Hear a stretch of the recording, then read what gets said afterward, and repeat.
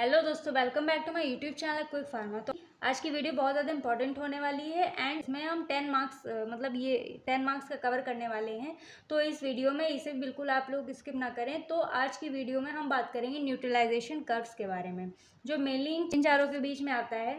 इसी के साथ हम एसिड बेस टाइट्रेशन की क्लासिफिकेशन के बारे में भी पढ़ेंगे, बात करेंगे। तो आपसे रिक्वेस्ट है कि आप लोग वीडियो को कम्प्लीटली देखें एंड बिल्कुल भी स्किप ना करें।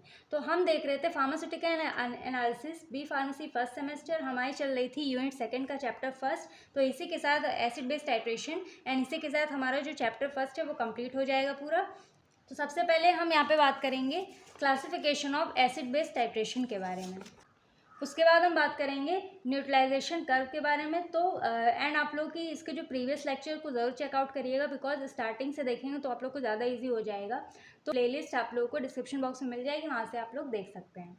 तो जब हम बात करते हैं क्लासिफिकेशन ऑफ एसिड टाइट्रेशन के बारे में, तो सबसे पहले हम देख लेते हैं कि सबसे पहले हम यहाँ समझ लेते हैं कि जो हमारे एसिड बेस हैं इनको हम कैसे क्लासीफाई कर सकते हैं। इसके साथ साथ हम थोड़ा सा ये भी समझ लेते हैं एसिड बेस टाइट्रेशन के बारे में कि एक्चुअल में टाइट्रेशन में हमने मेनली किया क्या था। तो जब यहाँ पे एसिड और बेस की रिएक्शन कराते हैं तो ये क्या फॉर्म करता है, हमारा एक सॉल्ट फॉर्म करता है, जो कि हमारा क्या होता है, एक न्यूट्रलाइजेशन टाइट्रेशन कहलाता है। मीन्स हम जो अपने एसिड को बेस के साथ जब रिएक्ट करा रहे थे तो यहाँ पे क्या फॉर्म हो रहा था, एक सॉल्ट फॉर्म हो रहा था। तो इसको थोड़ा सा टेक्निकल टर्म में समझते हैं। तो यहाँ पे जैसे कि हमारा डायग्राम है, ठीक है। तो जब हम एसिड बेस टाइट्रेशन करा रहे थे तो ये हमारा पूरा एक अपैरेटस हो जाता है। ये हमारा ब्यूरेट स्टैंड होता है, ये हमारा ब्यूरेट होता है और ये हमारा कॉनिकल फ्लास्क होता है। तो ब्यूरेट में हमारा टाइट्रियम फील्ड होता है, मतलब कि एक हमारा बेस जो कि हमारा नोन कंसंट्रेशन, जिसकी कंसंट्रेशन हमें पता होती है, और यहाँ पे ये स्टॉपर होता है जो कि इस सोल्यूशन को मतलब गिराने में और रोकने में हेल्प करता है। और कॉनिकल फ्लास्क में हमारा एनालाइट और टाइट्रेंट, मतलब कि हमारा एसिड प्रेजेंट होता है। एसिड हमारा कॉनिकल फ्लास्क में होता है और बेस हमारे ब्यूरेट में प्रेजेंट होता है। तो एक तरह से यहाँ पे हमारा एसिड भी है और बेस भी है, इसीलिए इसको हम एसिड बेस टाइट्रेशन के नेम से जानते हैं। अब हम यहाँ पे ये करते हैं कि जो हमारा ब्यूरेट में जो हमारा बेस फिल होता है, बेस वाले सोल्यूशन को यहाँ पे हम कॉनिकल फ्लास्क में गिरा रहे थे, जिससे कि हमारे ये बेस वाला सोल्यूशन हमारे एसिड वाले सोल्यूशन को न्यूट्रलाइज कर रहा था। तो इसीलिए इसको हम न्यूट्रलाइजेशन रिएक्शन या फिर न्यूट्रलाइजेशन कर्व के नेम से भी हम इसको जानते हैं।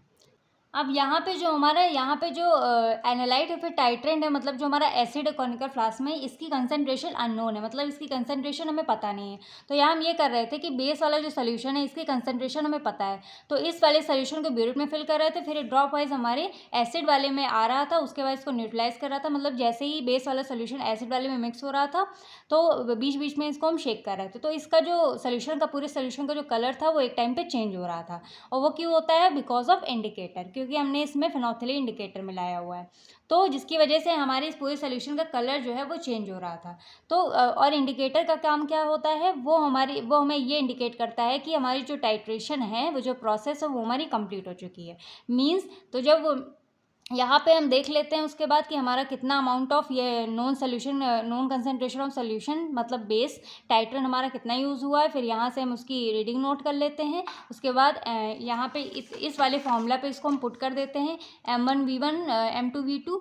अगर नॉर्मल के लिए तो N1V1 N2V2, तो उसके बाद हमें उसकी वैल्यू मिल जाती है, मतलब जो हमारा अननोन कंसंट्रेशन है एसिड की वैल्यू हमें यहाँ पे मिल जाती है। एसिड की कंसंट्रेशन हमें यहाँ पे पता चल जाती है with the help of non concentration, मतलब कि नॉन कंसंट्रेशन से हम एसिड के अननोन कंसंट्रेशन की कंसंट्रेशन को यहाँ पे हम पता कर रहे थे।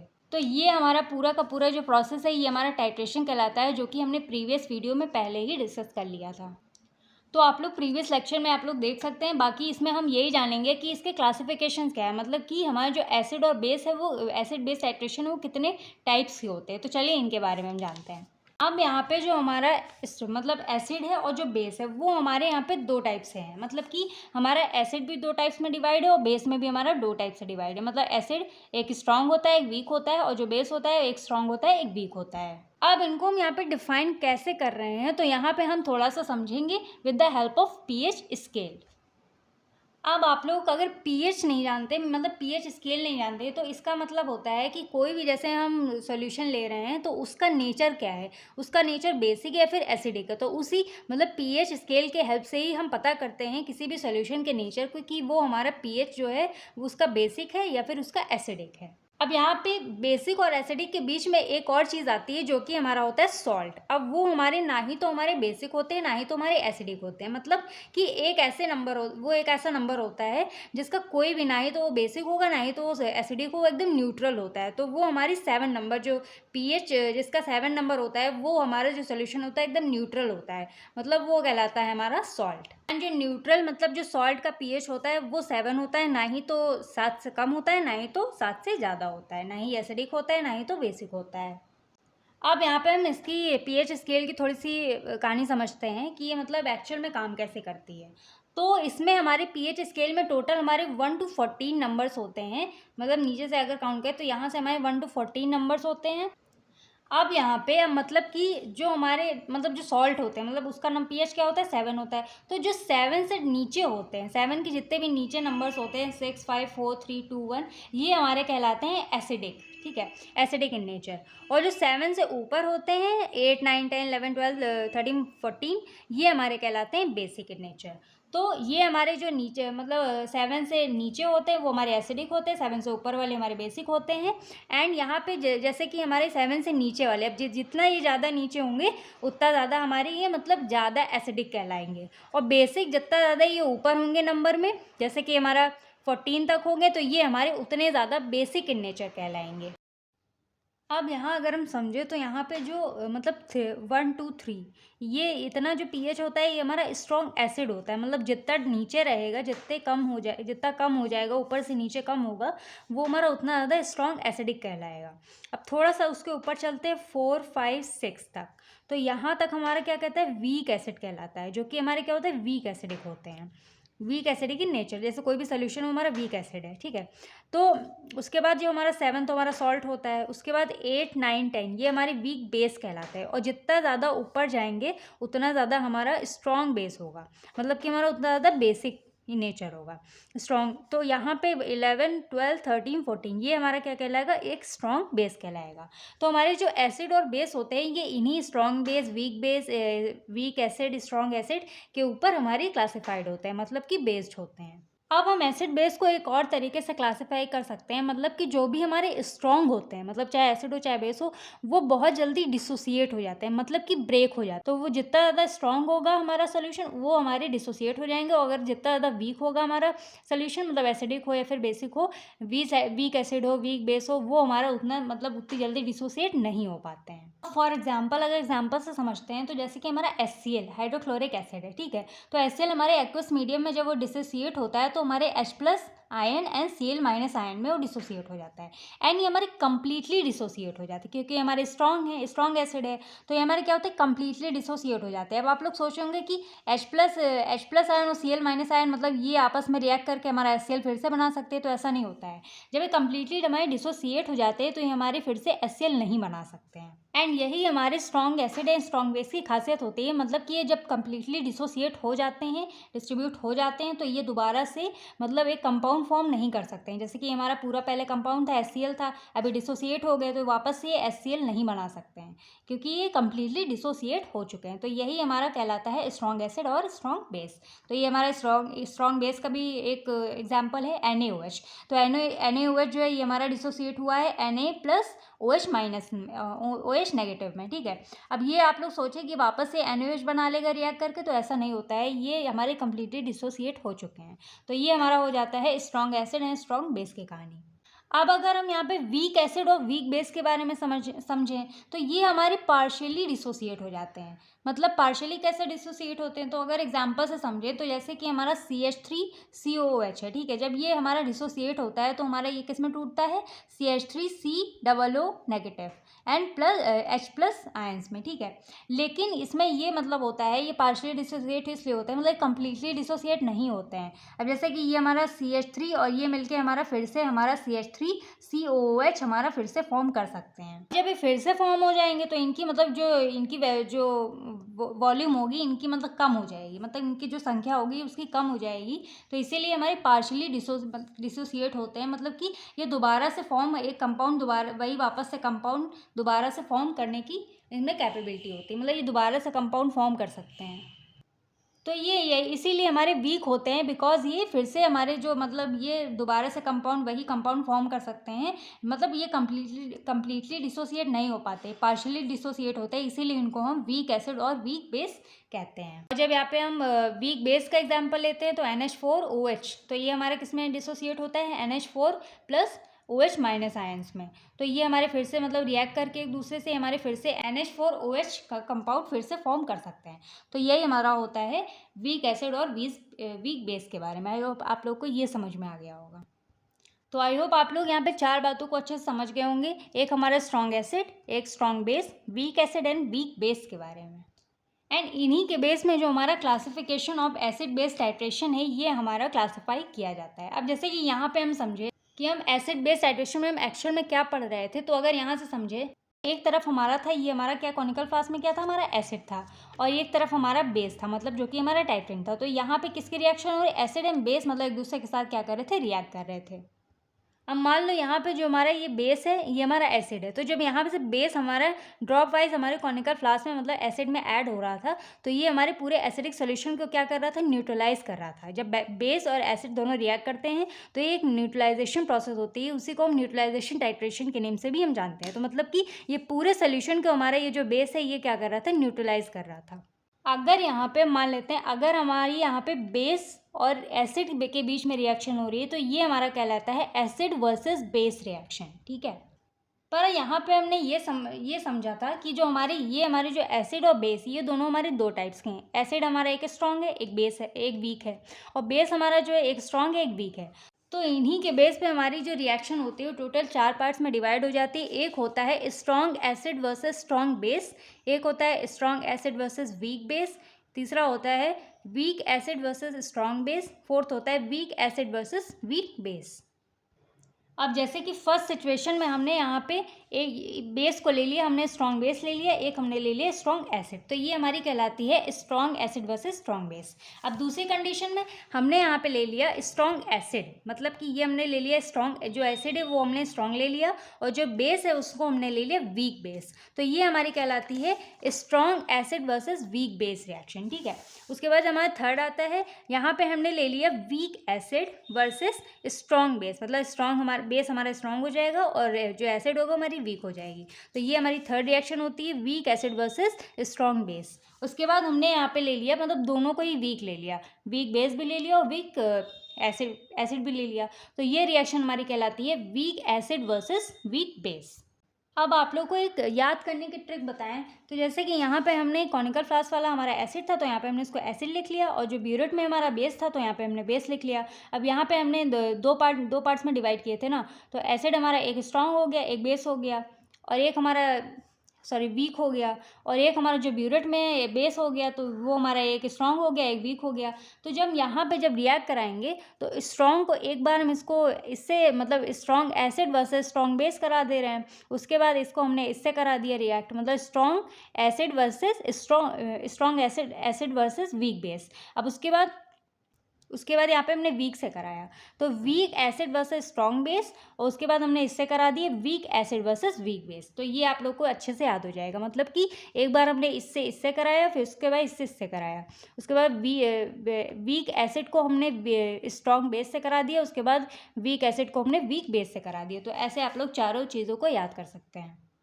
एंड आपको ये चारों चीज़ें बहुत अच्छे से याद करनी है, बिकॉज न्यूट्रलाइजेशन कर्व में ये चारों चीज़ों की ही काम आने वाले हैं, बिकॉज ये 4 चीज़ें ही हेल्प करेंगे हमें न्यूट्रलाइजेशन कर्व्स में।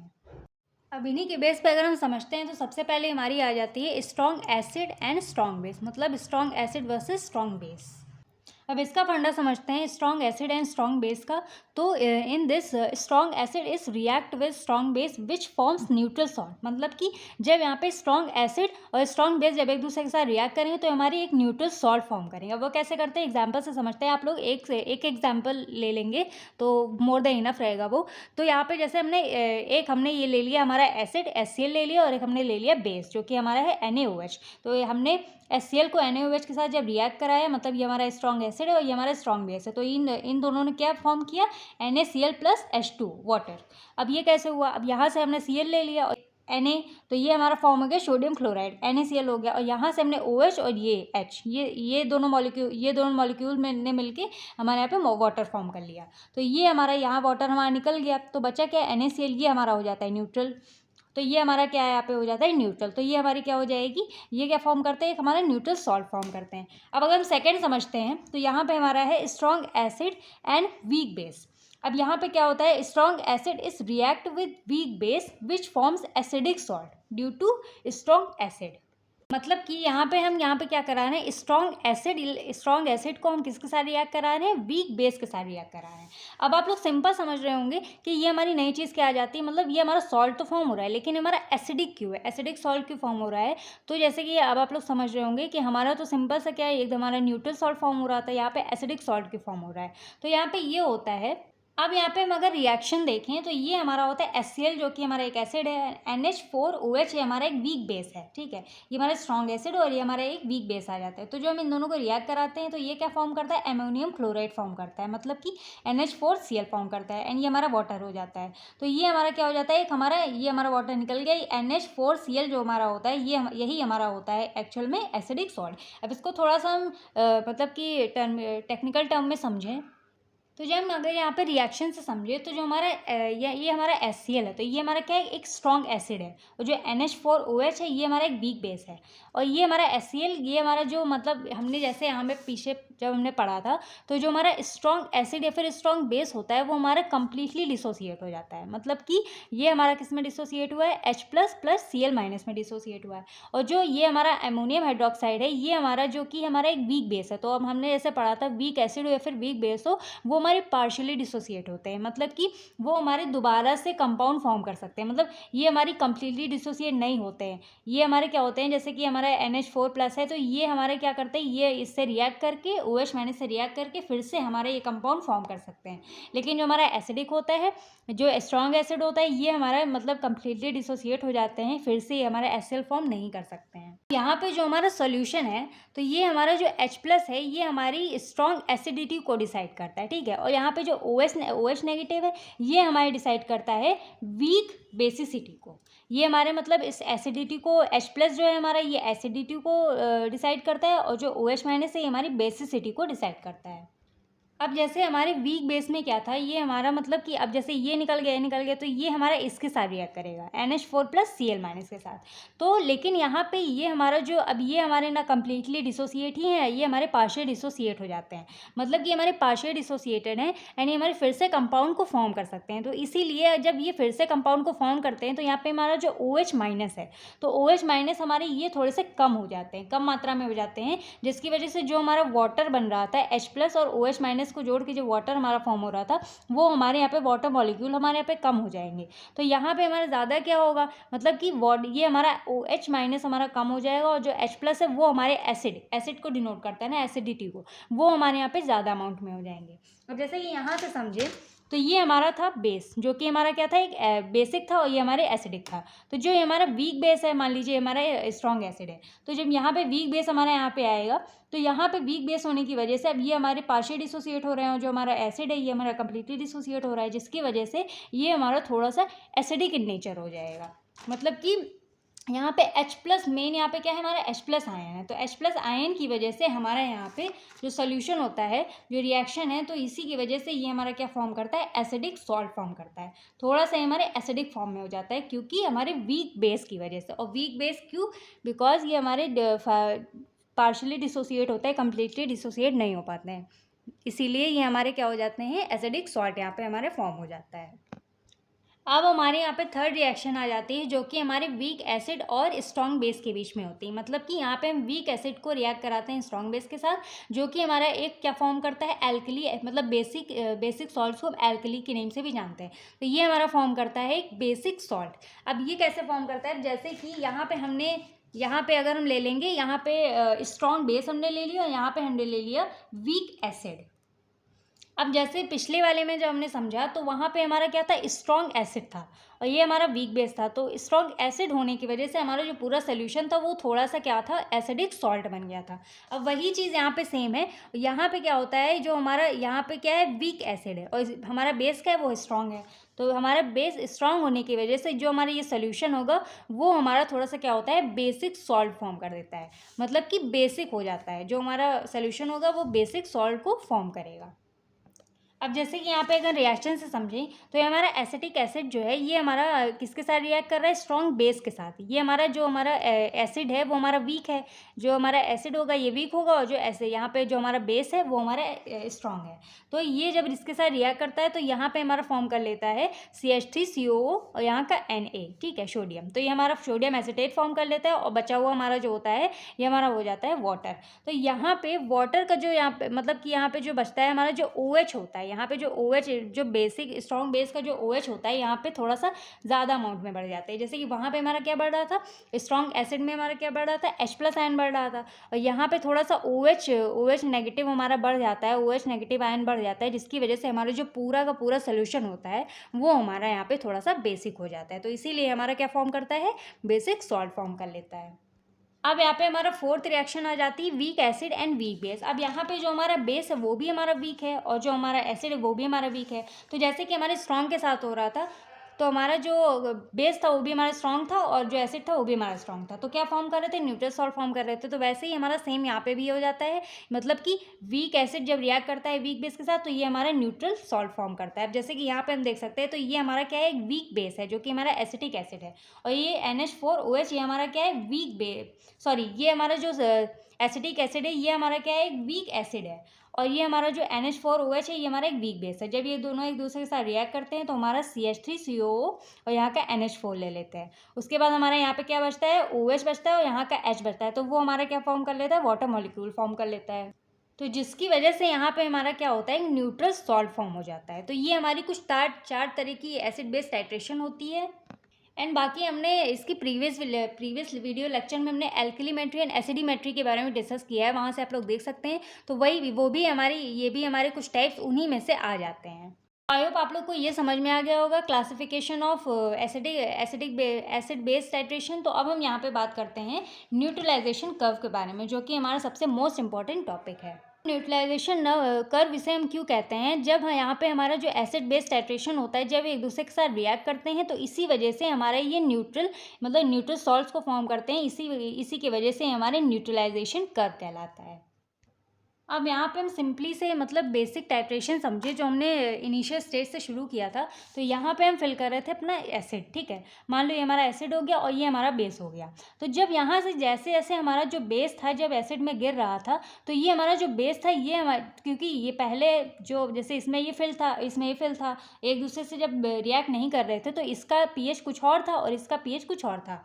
तो जब बेस और एसिड एक दूसरे के साथ रिएक्ट करना शुरू करते हैं तो धीरे धीरे जो हमारा बेस होता है वो एसिड के pH को चेंज कर देता है। अब जैसे कि स्ट्रॉन्ग एसिड होता है तो उसका pH मान लो जैसे 2 है, ठीक है, तो 2 है, 3 है। अब जैसे जैसे हमारा बेसिक सोल्यूशन हमारे एसिडिक सोल्यूशन में ऐड होता जाएगा वैसे वैसे हमारे एसिड का जो pH होगा वो हमारा बढ़ता जाएगा। मतलब कि 4 होगा, 5 होगा, 6 होगा, 7 होगा और 7 होने के बाद ये हमारा क्या हो जाएगा, एक टाइम पे हमारा न्यूट्रल हो जाएगा। और जैसे जैसे न्यूट्रल हो जाएगा और जैसे जैसे हमारा ये सोल्यूशन बेसिक वाला एसिडिक में ऐड होगा और उसके बाद हमारा 8 होगा, 8, 9, 10, मान लो 13 तक पहुंच जाएगा। तो ये हमारा पूरा का पूरा सोल्यूशन जो एसिडिक का होगा वो हमारे बेसिक में कन्वर्ट हो जाएगा। जैसे कि वहाँ पे हम देख रहे थे जब कलर पूरा चेंज हो रहा था तब हमें पता चल रहा था कि हमारे जो पूरा टाइट्रेशन है वो कंप्लीट हो जा रही थी। तो यहाँ पे ये जो हमारा बेस होता है वो हमारे एसिडिक के, मान लो जैसे हमारा स्ट्रॉन्ग बेस है और ये हमारा वीक एसिड है, तो ये पूरे एसिडिक सोल्यूशन को यहाँ पे क्या कर देता है, जो बेस होता है वो हमारे एसिडिक सोल्यूशन को बेसिक में कन्वर्ट कर देता है। मतलब कि इसके pH को, एसिड के pH को जब इंक्रीज़ कर देगा तो ऑब्वियस सी बात है वो हमारा पूरा का पूरा सोल्यूशन जो होगा वो हमारा बेसिक की तरफ चला जाए, क्योंकि 7 से लेके 14 तक तो हमारा बेसिक होता है और हमारे 12, 13, 14 ये हमारी स्ट्रॉन्ग बेस कहलाते हैं। तो इसी तरह हमारी पूरी की पूरी यहाँ पे रिएक्शन हमारी काम करती है। तो यहाँ पे अगर हम समझते हैं तो अब हम यहाँ पे जो ऊपर वाला जो सोल्यूशन है मतलब जो बेस है इसको हम यहाँ पे कह देते हैं टाइट्रेंट, ठीक है, टी मतलब टॉप। और यहाँ पे जो हमारा एसिड वाला सोल्यूशन है इसको हम कहते हैं टाइट्रेंट, डी मतलब डाउन। और उसके बाद जब हम यहाँ पे ग्राफ फॉर्म करते हैं तो यहाँ पे हम कुछ इस तरह का करते हैं। अब यहाँ पे हम लिख देते हैं पीएच, मतलब कि जो यहाँ पे एसिड का पीएच बेस की वजह से चेंज हो रहा था तो ये हमारा पीएच हो जाता है। और यहाँ पे जितना अमाउंट ऑफ बेस हमारा यूज़ हो रहा है, मतलब गिर रहा है हमारी कॉनिकल फ्लास्क में, एसिड में ऐड हो रहा है, उसका अमाउंट यहाँ पे हम लिख लेते हैं। वहाँ पे हो जाएगा यहाँ पे वॉल्यूम ऑफ टाइट्रेंट। ठीक है, तो टाइट्रेंट मतलब कि हमारा बेस। तो वही चीज़ यहाँ पे भी लिखी हुई है, जैसे कि neutralization curve are those graph और curves in which pH is plotted against the volume of alkali base added during titration. मतलब कि जैसे हमने यहाँ पे बताया पीएच यहाँ पे किसके अगेंस्ट में है, वॉल्यूम ऑफ टाइट्रेंट के अगेंस्ट में है। अब यहाँ से हम समझें तो जैसे कि यहाँ पे हमारे 4 टाइप्स हैं, जैसे हम लोग पहले ही पढ़ चुके हैं। तो यहाँ पे हमारी ये हमारा होता है पीएच ऑफ एनालाइट, मतलब कि जो हमारा टाइट्रेंट या फिर एसिड वाला जो था वो उसको हम एनालाइट भी कहते हैं। और यहाँ पे हमारा क्या था, वॉल्यूम ऑफ टाइट्रेंट, मतलब कि हमारा जो बेस था। तो ये इन दोनों को प्लॉट करते हैं ग्राफ में। और उसके बाद ये हमारा क्या शो करता है, पीएच ऑफ एनालाइट के बारे में शो करता है कि हमारा कितना पीएच बढ़ा है हमारे एसिड का। तो यहाँ पे हमारा कुछ 4 टाइप्स आ जाते हैं जिनको हमने पहले पढ़ा हुआ है, मतलब उसमें क्लासिफिकेशन में। तो ये हमारे strong acid versus strong base, strong acid versus weak base, weak acid versus strong base and weak acid versus weak base. तो इन्हीं चारों के सिचुएशन पे हम यहाँ पे 4 ग्राफ को प्लॉट करने वाले हैं। अब आप लोग समझ रहे होंगे कि इसको हम लोग याद कैसे करेंगे। तो कुछ भी नहीं करना है, अगर हम आप लोग को सिंपल सा बताएं तो जैसे कि यहाँ पे आपने जैसे कि ये पहले तो आप लोग ये 4 चीज़ें याद कर लीजिए। ठीक है, इनका भी हमने बता दिया कि कैसे याद करना है आपको, ये हमने ट्रिक बता दी थी, ऐसे आप लोग इसको याद कर सकते हैं। बाकी यहाँ पे आप लोग को सिंपली, अगर जैसे कुछ भी नहीं याद आ रहा है कि ग्राफ कैसे प्लॉट करना है, तो यहाँ पे आप सिंपली इस टाइप से करिए। ठीक है, जैसे प्लॉट किया जाता है। उसके बाद थोड़ा सा यहाँ पे पहले वाले में थोड़ा सा बड़ा बनाएंगे, उसके बाद ऐसे बना देंगे, फिर ऐसे, और उसके बाद ऐसे। मतलब आप लोग एक बार ग्राफ को अच्छे से देख लेंगे न्यूट्रलाइजेशन कर्व में, तो आप लोग इसका कर्व देख लेंगे कैसे बना हुआ है, तो उसी हिसाब से आप लोग वहाँ पे बना सकते हैं। और अगर आप लोग को यहाँ पे न्यूट्रलाइजेशन कर्व का कुछ भी नहीं याद आ रहा है, तो जो हम लोगों ने क्लासिफिकेशन में, मतलब इन चारों सिचुएशन की क्लासिफिकेशन में जो भी हम लोगों ने पढ़ा है, वही हम लगभग यहाँ पे आप लोग 2 से 3 पॉइंट अगर आप लोग लिख देंगे तो अच्छे खासे मार्क्स आप लोग को यहाँ पे मिल सकते हैं। अब यहाँ पे हम फर्स्ट सिचुएशन में समझते हैं। तो पहला हमारा क्या है, strong acid versus strong base. अब मान लो हमारा ये जो एसिड है वो हमारे यहाँ पे स्ट्रॉन्ग एसिड है, तो इसका पीएच हमारा कितना होगा, स्ट्रॉन्ग एसिड का पीएच हमारा होता है लगभग 1 होता है। और ये हमारा क्या हो जाता है, स्ट्रॉन्ग बेस हो जाता है। तो स्ट्रॉन्ग बेस का पीएच लगभग होता है हमारा 14। तो यहाँ पे आप लोग को टोटली 4 पॉइंट्स लेने होता है। ठीक है, तो यहाँ पे सबसे पहले इनिशियल स्टेज से स्टार्ट करते हैं। तो सबसे पहले हमारा आ जाता है 1, जो कि हमारा क्या होता है, एक स्ट्रॉन्ग एसिड से स्टार्ट होता है। तो यहाँ पे हम 1 ले लेते हैं। अब जैसे जैसे हमारा मतलब कि ये हमारा जब बेस हम अपना टाइट्रेंट में जब हम गिराते जाएंगे, जैसे कि हमारा बेस हमारे एसिड में यहाँ पे गिरता जाएगा, तो एक टाइम पे ये हमारा मतलब एकदम से नहीं बढ़ता है, न्यूट्रल तक एकदम नहीं पहुँचता है, लेकिन धीरे धीरे जब ये एक इक्विवेलेंस पॉइंट पे आ जाता है। इक्विवेलेंस पॉइंट मतलब जो हमारा एसिड और बेस इन दोनों के मोल्स जब इक्वल हो जाते हैं तो उसी को हम कहते हैं इक्विवेलेंस पॉइंट कहते हैं। और जैसे ही हमारा इक्विवेलेंस पॉइंट आता है तो वैसे ही हमारा जो पीएच होता है वो एकदम तेज़ी से, मतलब बहुत तेज़ी से फास्टली बढ़ने लगता है। जैसे कि यहाँ से हमने ऐड किया 1 से, जब हम यहाँ पे बेस को एसिड में ऐड करते हैं तो धीरे धीरे ये ऐड होता है। उसके बाद जैसे कि यहाँ पे हम देख सकते हैं, जैसे हमने 5% डाला, 10% ऐड किया बेस को, स्ट्रॉन्ग बेस को, तो हमारी धीरे धीरे क्या होता है, एक बेसिक की तरफ मतलब बढ़ने लगता है, न्यूट्रल की तरफ बढ़ने लगता है। फिर यहाँ पे जैसे लगभग हमारे यहाँ पे 2 नंबर पे आ जाता है। ठीक है, तो 2 नंबर पे आने के बाद एकदम से मतलब बहुत फास्टली हमारा इंक्रीज होने लगता है, जब यहाँ पे हमारे एकदम इक्विवेलेंस पॉइंट पे हमारा पहुँच जाता है। अब जैसे जैसे यहाँ पे मतलब जैसे 30 तक हमने यहाँ पे 30 ml हमने ये बेस, स्ट्रॉन्ग बेस हमने एसिड में ऐड किया, तो वैसे वैसे धीरे धीरे ये बढ़ते बढ़ते हमारे से 3 तक आ जाता है। उसके बाद यहाँ पे एकदम से बढ़ते बढ़ते हमारे इक्विवेलेंस पॉइंट पे आ जाता है, मतलब पीएच इसका आ जाता है हमारा 7। उसके बाद ये हमारे मतलब 13-14 तक हमारा पहुँचने के बाद ये एकदम से हमारे किस में चेंज हो जाता है, स्ट्रॉन्ग बेस, मतलब ये हमारा जो सोल्यूशन होता है वो एकदम बेसिक पे पहुँच जाता है। तो ये हमारा हो जाता है, मतलब इसी टाइप से आप 1 से स्टार्ट करिएगा तो यहाँ धीरे धीरे पहुँचाएंगे तो यहाँ हमारा 14 तक तो आ ही जाएगा लगभग। इसी हिसाब से आप लोग strong acid versus strong base का पूरा ग्राफ प्लॉट करके आ सकते हैं, कोई भी प्रॉब्लम नहीं है इसमें। एंड इसमें मैंने एक एग्जांपल भी दिया है, 0.1 molar HCl versus 0.1 molar NaOH approx 35 ml। तो वही चीज़ें यहाँ पे भी लिखी हुई है, मतलब पॉइंट्स में लिखी हुई है, वही जो मैंने यहाँ पे बताया। मतलब यहाँ पे क्या होता है, जब बिगिन मतलब जब हमारा कर्व स्टार्ट होता है शुरुआत में, तो ये हमारा एकदम एसिडिक रहता है, मतलब कि 1 पे स्टार्ट होता है। तो 1 हमारा क्या होता है, एसिडिक होता है, स्ट्रॉन्ग एसिड होता है। उसके बाद धीरे धीरे धीरे धीरे जब इक्विवेलेंस पॉइंट मतलब 7 पे pH 7 हमारा पहुँच जाता है, तो उसके बाद एकदम से वो स्पीड बढ़ जाती है। उसके बाद वो हमारा किस में, बेसिक में कन्वर्ट हो जाता है। कौन, हमारा जो हमारा एसिडिक होता है, तो वो हमारा किस में कन्वर्ट हो जाता है, बेसिक में। इक्विवेलेंस पॉइंट हमारे किस पे होती है, पीएच, जिसका होता है 7। और यहाँ पे हम इंडिकेटर कोई सा भी ले सकते हैं, फिनोप्थिलीन ले सकते हैं, ब्रोमोमिथाइल ले सकते हैं, ब्रोमोमिथाइल ब्लू एंड मिथाइल रेड, कोई सा भी इंडिकेटर यहाँ पे हम यूज़ कर सकते हैं। अब यहाँ पे एक और पॉइंट आ जाती है कि न्यूट्रलाइजेशन के लिए जैसे हमने स्ट्रॉन्ग बेस लिया और उसके कव में ये मतलब आइडेंटिकल कैसे बनता है, आइडेंटिकल। तो यहाँ पे जैसे हमने यहाँ पे स्ट्रॉन्ग एसिड लिया था, स्ट्रॉन्ग बेस लिया था, तो यहाँ पे जो एसिड था ये हमारा अननोन था, इसके साथ इसके मतलब इसके साथ रिएक्ट करा रहे थे, तो ये हमारा पूरा किस में चेंज हो रहा था, बेसिक में। अब इसका उल्टा कर देते हैं तो ऐसे ही सेम होगा, यहाँ पे हमारा जैसे बेसिक में चेंज हो रहा था, ये हमारा एसिडिक में चेंज हो जाएगा। अगर ये हमारा बेस हमारा क्या हो जाएगा, एसिड होगा, और एसिड हमारा बेस होगा, तो ये हमारा सोल्यूशन किस में होगा, जब एसिड यहाँ पे बेस में गिरेगा तो हमारा क्या हो जाएगा, बेसिक हो जाएगा। तो यही हमारे मतलब कि हमारा आइडेंटिकल वर्क भी, हमारा जो ग्राफ होता है आइडेंटिकली ग्राफ होता है, आइडेंटिकली कर्व होता है, मतलब ऑब्टेन करता है। उसके बाद हमारा सेकंड आ जाता है strong acid versus week base. अब यहाँ पे जैसे कि जब हम स्ट्रॉन्ग एसिड को न्यूट्रलाइज कराते हैं वीक बेस के साथ, तो ये हमारा क्या फॉर्म करता है, एसिडिक सॉल्ट फॉर्म करता है। जैसे कि हमने उसमें पढ़ा था, तो ये हमारा एसिडिक सॉल्ट में ये एसिडिक सॉल्ट फॉर्म करता है। तो ये जो इसका इक्विवेलेंस पॉइंट आएगा वो स्लाइटली लेस देन 7 आएगा, मतलब बहुत ही कम लेस देन 7 आएगा। मतलब पूरा नहीं होगा कि एकदम से लेस देन 7 हो गया, स्लाइटली एकदम कम आएगा, मतलब थोड़ा सा 7 से कम आएगा। अब ये कैसे होता है, तो यहाँ पे जैसे हम देख लेते हैं, तो जो हमारा स्ट्रॉन्ग एसिड होता है, मतलब बहुत ज़्यादा होता है, तो वो हमारा लेस देन अगर 7 हो तो हमारा 1 आ जाएगा, ठीक है।